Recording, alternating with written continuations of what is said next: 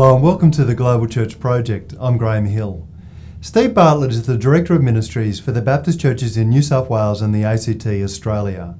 This role is responsible for servant leadership and oversight of this movement of churches. This is a group of more than 330 congregations committed to serving together with the purpose of advancing the gospel of Jesus Christ in word, sign and deed. More than 50,000 people are involved in this family of churches. Steve has spent decades in church planting, in training and equipping church planters, and in pastoral leadership. Steve Bartlett, thank you for joining us at Being Missional. Pleasure. What kind of ministry roles did you do prior to this one? Well, the largest stint was as a planter, and I planted about 14 years ago near the Olympic site in Sydney, at about the time when the Olympics came to Sydney, and pastored that church for about 14 years. Part-time with a team, and partway through that experience, I guess having sat up and realised that perhaps those who had planted with me were no longer either planting or in some cases no longer in ministry, started to ask some questions as to whether there were better ways we could be supporting planters, and one thing's led to another over the years, and there's now a role for someone to support those pioneering workers. Yeah. It's really about walking alongside people who are preparing for pioneering ministry or have curious about it or are wanting to get a clear sense of, is this what God is calling me to? And walking with them through a process of trying to understand that call and understand what that means in terms of location or people group. But it's also working with churches who are wanting to re-explore perhaps what it means to be missional in a new way, and looking at their community through fresh eyes and saying, what can we be doing in terms of pioneering ministry? So mentoring church leaderships, working with church leaderships. And then I guess a whole lot of stuff in terms of teaching and coaching and mentoring of planters and pioneering workers. So yeah it's a bit. Now you're leading a thing called the Gen 1K Vision, or a key part in that whole program. Can you tell us something about the Gen 1K Vision? Sure. Yeah. Well, the longhand version is a generation of 1,000 healthy churches. So over the next 35 years or so, we've put the target at 2050 as a movement in New South Wales and ACT, that we would grow, basically tripling the size of the number of churches in our movement, and that's basically got two prongs to it. One is the necessity of pioneering a great many new churches of all different types, but also it's about healthy churches. So it's about the ongoing renewal and vitalisation of our churches, and both of those things are of course critical, but my area of responsibility is particularly in terms of the pioneering work. So sometimes we focus a lot on the multiplication of churches or just creating healthy churches, but in this Gen 1K vision there's a focus on both of those things. Yeah, a focus that is a recognition that it isn't one or the other, it is a both and that we have 340, 350 churches in our movement at the moment across the state and ACT, and for each of those it's an ongoing call to be missional and to be renewed, and so that will be an ongoing call. And of course for churches that are planted next year, in 20 years time, there'll be an ongoing need for vitalisation for them as well. So yeah, it is a both and. And why aim for 1,000 churches? Why the focus on church planting? Yeah, well, we recognise that for a start, it's something that's far beyond what we can do in our own human strength, and I guess that's part of the heart behind this, that this isn't something we'll ever be able to look back on should God choose to bless and bring this about, that any one person or any group of people ever achieved. It's something that God in His sovereignty has chosen to do. But we recognise too that there is value in raising our sights to say, well, if we were to see God move in this way, what could our part be? What is our responsibility in terms of providing the environment in which new work could flourish, an environment in which we could impact subcultures within our community that perhaps we've never impacted before? We're recognising that if we are going to reach new people missionally, then we need churches that look different to perhaps they've ever looked before. And so it's a recognition of all of those things, I think. I mean, some church planting movements in the past have been very cookie cutter, but it sounds to me like you're talking about the planting of a wide variety of types of churches? Yeah, and in fact the whole diversity piece is a key part of the vision. And not for the sake of diversity, but we recognise that it takes different types of churches to reach different types of people. And not only that, different types of communities. I mean, planting in a rural village will look very different to planting in a city, Sydney, or in a greenfield suburban outskirts of one of our major cities. So what will work in a village setting might be a work in a home that will never ever pay staff, but will be a vibrant ministry in that context. And of course, and so there's quite a range of models that can be pursued. And we very consciously want to say there isn't a preferred model. Well, the preferred model is missional, but whatever shape that takes is in very large measure determined by the community that is, or the subgroup or the tribe that are seeking to be reached with the gospel. After all, that's the way Jesus came to us. He came to us as we were. Didn't expect us to come to him. And how are the Baptist churches of New South Wales and the Australian Capital Territory going as you reach for that Gem 1K vision? Yep. Well, it is early days, but there's some interesting things that are happening, I think. One is that over the last 5 years or so, we have really worked hard to put in, I guess you'd say, the infrastructure to provide the supports that church planters or pioneering workers need. So things like good training. Training has always been available, but enhancing that. Good mentoring and coaching, and good processes of assessment and recruitment and helping people find the space that's right for them. Good peer support networks, which are critical, and good ongoing development. Some of the good intercessory prayer as well. Some of the, I think, foundations of an ecosystem that are most likely to, sort of allow pioneering work to flourish. So, a lot of those things that perhaps weren't so much in place a number of years ago are now in place now. And one of the consequences of that is that we have seen quite a turnaround, not so much yet in the rate at which we're planting. That's risen a little bit, but really not perceptibly. But what has changed is the rate at which we're seeing our pioneering works flourish into the longer term. So we look back almost a decade now where more than half of our church plants didn't make it through into adult life, if you like, into the longer term. Now we're looking at almost 9 out of 10 plants that's the case for, and that's lovely to see, and I think it's in significant measure due to perhaps the ecosystem that's there now that perhaps wasn't there before. I think the next challenge for us is that we plant on average in the state and ACT half a dozen churches a year. That's obviously not going to do the job over the next 35 years. And in the midst of that, there are some churches that come to the end of their lives each year as well. So what we'll need to change next is the rate at which we're pioneering new work. And so are churches partnering with the denomination in planting churches? In other words, do you find that there are some churches that are seeking to actively engage in this vision by multiplying churches out of their own mother church, for instance? Yeah, certainly that is happening. Not en masse at the moment. I guess the dream is that all of our churches in some way in the future will be connected to pioneering work in much the same way that pretty much all of our churches are connected to cross-cultural mission in some way. But it won't mean that every church will be able to be a parent church because that might be beyond the resources and the capacity of some of our churches. But every church could have a role in supporting pioneering work or supporting it as a group of churches. And we've seen those things happen already. And yes, the denomination's role, the role of the movement is to partner with either a single church or a group of churches as much as they'll invite us in to help assist in that process. I think you do a pretty rigorous assessment process of whether someone is suitable for church planting. What kind of skills and qualities are you looking for in someone who may be considering planting a church? Sure.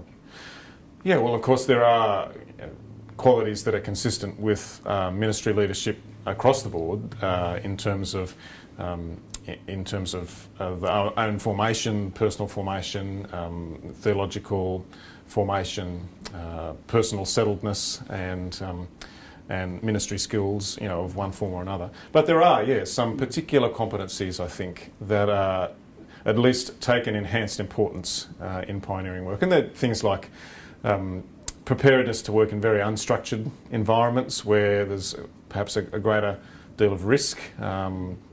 So being prepared to deal with risk and perhaps being able to cope with, at the beginning anyway, not having a lot of people around you to work with you, but being able to draw people in. So a sense of being able to involve others, build team, and do that really competently. A passion for the gospel and a priority of mission and evangelism. The reality is that church plants, by and large, the stats are showing us, are more rigorously missional, and in some ways that's no surprise, because if you're starting with no one, then you're going to grow, at least hopefully in part, by people who are coming to know the message of faith for themselves for the first time. So a real commitment to that, and to model that in their own lives and experience. And probably the other thing that comes home to me too is a sense of faith and a real strong belief that God is going to do something here. And despite the fact that there might be quite significant setbacks or things that need to be dealt with along the way, there's an unshakable call and sense of conviction about what God has called me to do as a pioneering worker. So there's some of the things we look for. Now, in your research, you've been looking at how church planters might best be supported. What sort of things have you discovered there? What kind of support, what kind of training best serves church planters? Well, probably a couple of things to note. First of all, there is actually a great variety in the ways in which people are trained for the work of planting. And some people come through quite a formal route, if you like, through perhaps a Bible college course, and are in ministry in the midst of that. Others come straight into pioneering work with virtually no theological formation, and then get that as part of the process, perhaps in a more informal way, and might even much later go and do some study. In fact, I've interviewed planters who've been on both of those trajectories and have planted successfully and well. So I'm not sure that one of the interesting things in terms of training of planters was I don't think there is one best way, but I think it does very much depend on the person. But I think too, there is a sense for pioneering workers where if I'm going to invest time in training, I have to be able to see how this counts. So it is about tailoring our training, I think, to the needs of planters so that they understand the value of it. Now, when you were church planting, what was most difficult and what did you love the most? Well, I loved the area that God had sent us to, and I can only come to understand that is something that He put in the heart of myself and my wife and our family. So I genuinely loved the area, and I still do. I love team, and the choice to do planting in team from the beginning was a deliberate choice, and one that I am really pleased that we made. In terms of the hard things, I think I actually don't see planting as any more difficult than pastoring an existing church. I think the challenges are just different. And so at times, not having people to do stuff that you really wished could be done, not people not on the ground yet, stuff not getting going as quickly as you'd love it to, being a fairly fast-paced person, as many planters are.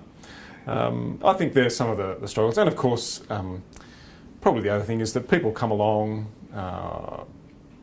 sort of want to become part of a pioneering work, sometimes because the idea of being involved in something like that is attractive to them. But after a while realise it's actually just the idea of that's attractive, not actually getting down and doing ministry and getting your hands dirty. So there can be discouragements along the way in terms of that too. But no, I loved the experience. And how did you look after your family and all of that. So the reason I ask the question is I imagine that being a pioneering family has a particular sort of demand on the family, their involvement in what you're doing and ministries that they might be able to be involved in. So how did you look after your family and all of that? Yeah, well, I think probably a couple of things come to mind. One is to think very carefully about how your home is being used, because often the home is the centre of a lot of stuff in a pioneering role, because there is no other facilities, especially at the beginning. So we really worked hard to find accommodation that would allow us to minister and also allow us to live. So that was important. I think it is also easy to just become consumed with the whole excitement of it, and if you're not careful, and I'm sure there are times when I fell into that trap. So realising that we needed to build in conscious time away from our environment as much as we loved being in our environment was important. One of the other things that actually I found quite refreshing for me personally, and then for our family, was that I was actually bivocational, which meant there was some time in the week when I was outside of that scenario, and yes, that brought time pressures that needed to be juggled in the family, but it also brought a freshness to me, and being in another environment, an environment akin to the people that I was trying to reach out to in my local community, and so I actually found that energising, and I think that was a good thing for us as a family. Probably,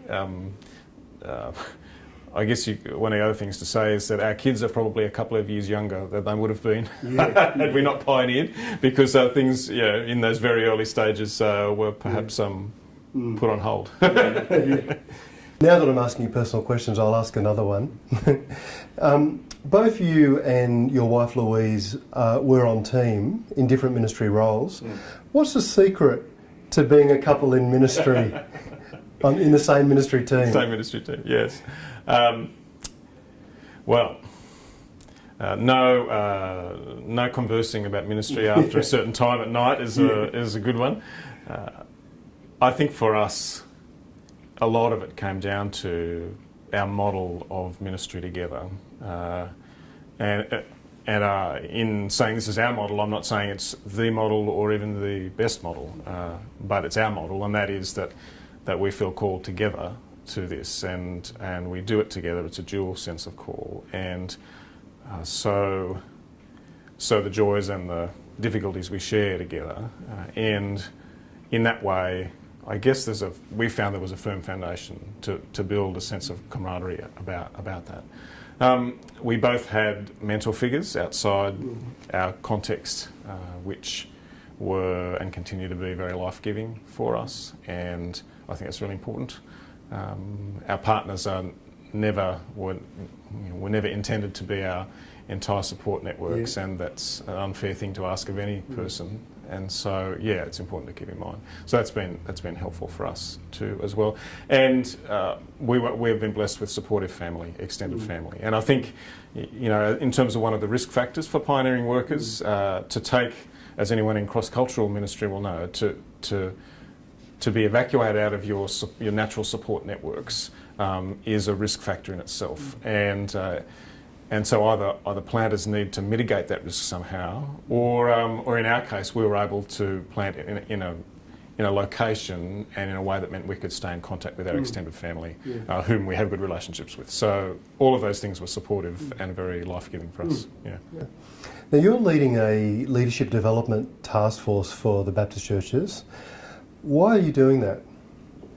Well, in some ways it's tied directly back to the Gen 1K vision, in that part of the conviction about Gen 1K is that if we are going to see a tripling in the number of our churches, well then logic tells us that we will need a tripling in our leadership ranks as well as a movement.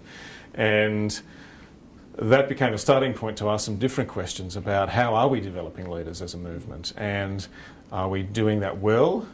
Where is it happening well? And the more we sort of poked into that issue, the more we realised that the answer to that is very mixed and very varied. So out of that came the conviction, and a conviction that has been enthusiastically endorsed by our assembly as well, that we have to particularly look at this area of leadership development into the future. What works in churches that are doing leadership development well? Yeah, well, we're in the midst of doing some research around that, and of just starting to pull together the threads of it at the moment, actually, so it's quite timely.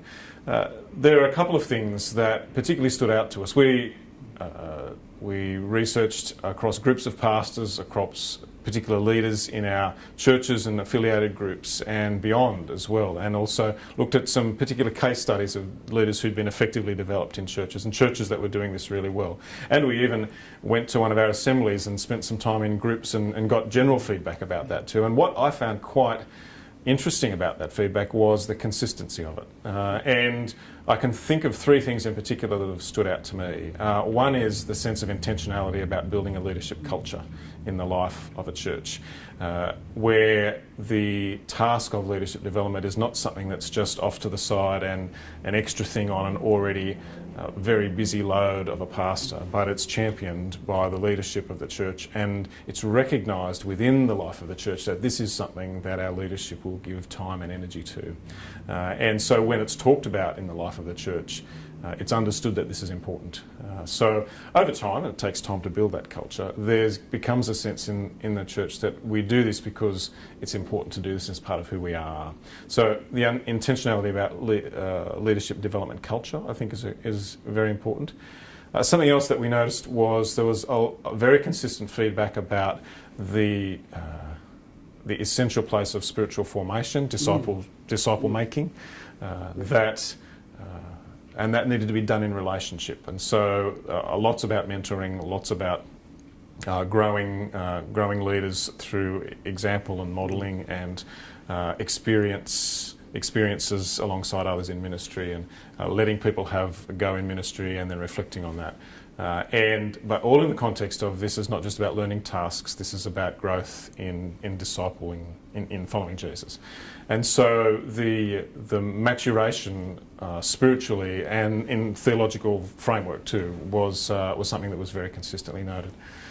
The third thing is the use of, and I use this term loosely, but apprenticeship models or some sort of way of experience-based learning where people can be out doing stuff in ministry, reflecting on that, maybe getting some really pertinent input, and that becomes a potent mix of action reflection, which we know from adult learning is so important. Some version of that was present in almost all situations where we saw leadership development happening well. Oh, there are three important insights. It'll be interesting to see how churches engage with those insights. Do you have any thoughts about how churches and denominations can best support leadership development? Any additional thoughts on that? Yeah. Well, I think to begin with, it will be about asking questions about what can we do at a movement level to support the development of those three things in the life of the church through equipping, holding up best practice, connecting churches with other churches that are doing that well. So it is how do we play the role that the movement can play in helping those three things to bubble up in more and more in our churches. So I guess that's going to mean, in some cases, perhaps providing resources, or more likely brokering resources where we see good stuff already happening, just shining the light on that and saying, hey, you might like to have a look at this.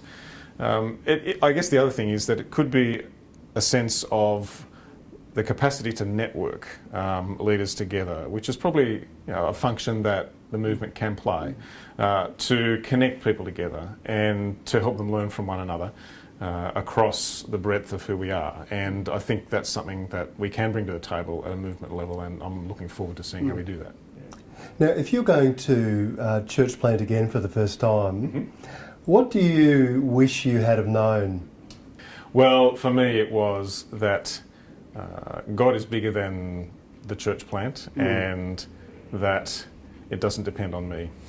And for me, just resting a lot more in that, I think I would, as a definitely older and hopefully a little bit wiser person, would say,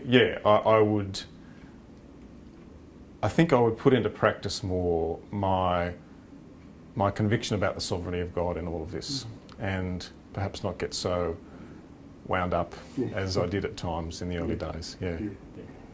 Is there anything else that you want to share with us today? Well, I just think the fact that we are putting these things on the map as a movement, a pioneering work, revitalisation work, seeing the growth of leaders, which is essentially about disciple making, isn't it? And the leadership edge of disciple making. I mean, this is the bread and butter of what it means to see communities fruitful in terms of mission, and through that to see our community and beyond reached for the gospel. And so this is what we're about. And so I'm excited to be part of a movement that values that stuff. Steve Bartlett, thank you for joining us at Being Missional. Pleasure. The Global Church Project is located at www.theglobalchurchproject.com. On our website you'll find a wide range of interviews and resources for colleges, universities and churches. I look forward to your company next time. From me, goodbye.